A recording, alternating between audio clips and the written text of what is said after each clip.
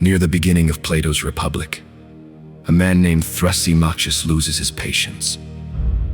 Socrates and his companions have been circling the question of justice, what it is, whether it matters.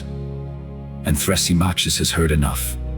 He breaks in, not with a counter-argument, but with a declaration justice, he says, is simply the advantage of the stronger.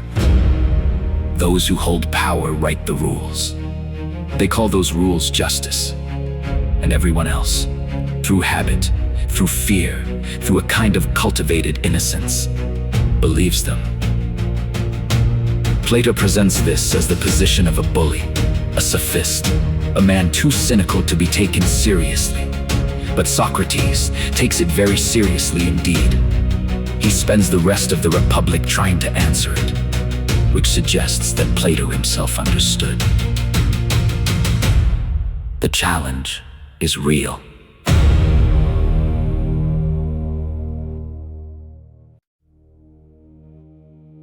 The question Thrasymachus poses is not really about ancient Athens. It is a question about every society that has ever claimed to be governed by law rather than by power. And it is, perhaps, nowhere more pressing than in the institutions of a country that has built its entire self-image around the rule of law. In England, and to a significant degree across the United Kingdom, the judiciary occupies a position of extraordinary prestige. Judges are not merely officials. They are, in the cultural imagination, something closer to oracles, learned, impartial, elevated above the fray of ordinary interests. Their decisions carry the weight, not merely of authority, but of reason itself. This is precisely the kind of arrangement Thrasymachus would have recognized immediately. Not because judges are villains, most are not, but because the structure, the way the institution presents and reproduces itself, does something that Plato's cynic would find entirely familiar. It conflates the interests of a particular class of people with the abstract principle of justice. And it does so with such confidence, such learning, such elaborate procedural dignity, that the conflation becomes nearly invisible. Consider the mechanism of appointment. Until very recently, senior judges in England and Wales were appointed through a process in which the existing senior judiciary played a decisive role. The Lord Chancellor, a political figure who was also, constitutionally, the head of the judiciary, effectively chose who would sit at the highest levels of the legal system. This has been reformed. There is now a Judicial Appointments Commission. The language is that of openness and merit. But the pool from which judges are drawn, overwhelmingly, persistently, remains the senior bar. A profession that is itself expensive to enter, slow to reward, and culturally exclusive. A profession in which success depends not merely on ability, but on a particular kind of social formation. The right schools, the right chambers, the right manner. What Thrasymachus understood, and what the structure obscures, is that a system which reproduces itself from within is not, in any meaningful sense, neutral. It is self-selecting, and a self-selecting system, over time, will tend to select for those who share its assumptions, its priorities, and its interests.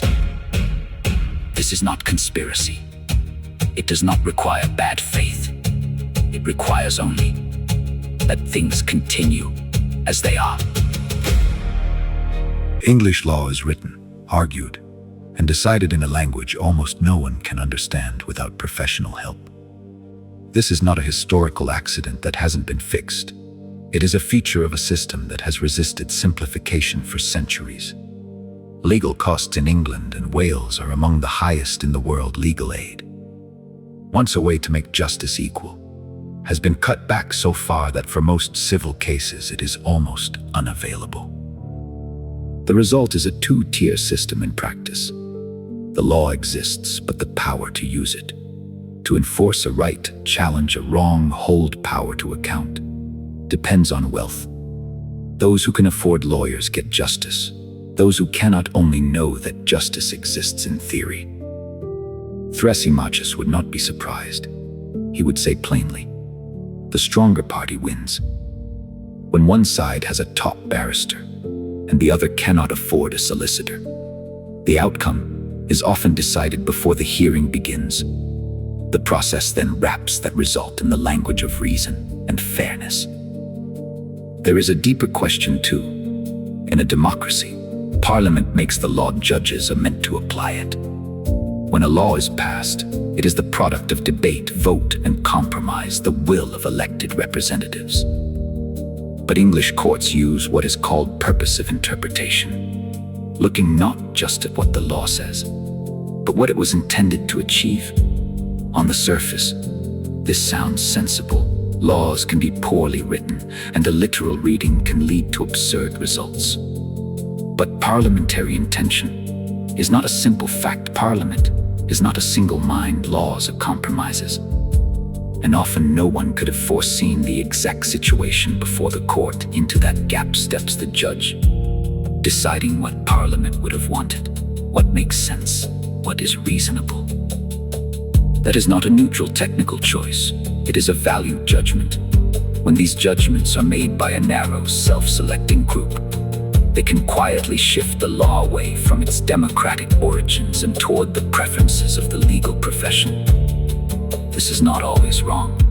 It can improve outcomes, but it is never innocent.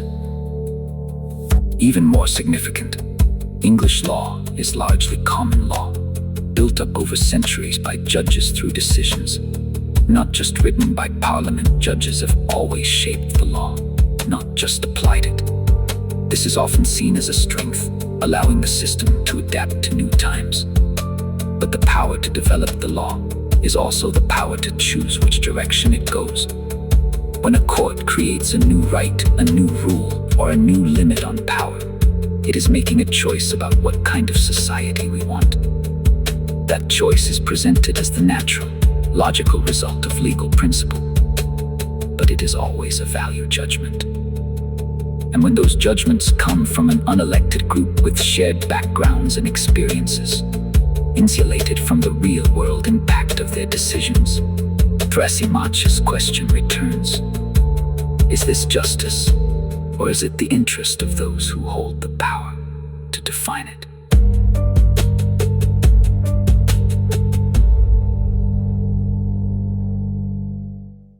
English law relies heavily on precedent. Past decisions bind future courts. This promises consistency and fairness, and there is great value in that. But the body of precedent was built over centuries by judges who were almost entirely male, wealthy, and focused above all on protecting property. Their assumptions about what is fair, who deserves protection, and what reasonable behavior looks like are the assumptions of a very different time and class. When judges apply these old rules today, they are not applying timeless truth. They're applying the encoded values of the past. Even when they choose to depart from precedent, they do so using complex reasoning only lawyers fully understand. Sophistication is not the same as justice. Socrates never denies that power often dresses itself as justice, but he argues something more. Justice has a nature of its own, independent of who claims it. The real test is not what an institution calls itself. It is what it actually produces. So what does our system produce? For those with money, access to remedies, protection of rights, and full procedural fairness. For those without rights on paper that cannot be used, and a system that feels and often is stacked against them. This is not because judges are bad people. It is because the system was designed by and for a certain group, and its assumptions have become so deep that they are no longer seen as choices. They are just how things are. Thrasymachus was wrong about one thing. He thought that seeing power clearly meant giving up on justice. Socrates disagreed. Naming the problem honestly is the first step toward fixing it. The start of the Republic is not cynical. It is honest. Plato lets the strongest possible challenge to justice be stated fully, without mockery, before trying to answer it. He knew an answer that avoids the hardest question is no answer at all. The hardest question for any legal system is not whether it is clever or respected. It is simply, is it just? That question, shouted by a frustrated visitor at a dinner party in Athens 400 years ago, still has no perfect answer today. And it is the question we must never stop asking.